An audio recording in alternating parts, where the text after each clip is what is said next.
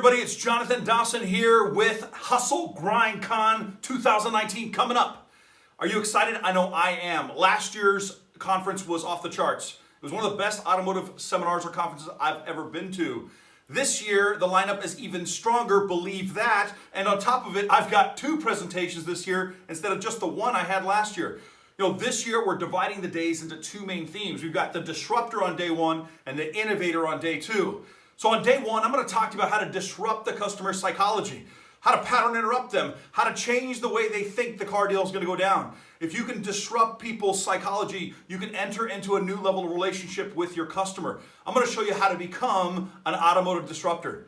On day 2, it's all about innovation. So I'm going to show you how to drive traffic, how to get appointments. In fact, better than that, I'm going to show you how to get the customer to set the appointment. You're going to absolutely love Hustle Grind Con in April 2019, and I look forward to seeing you there.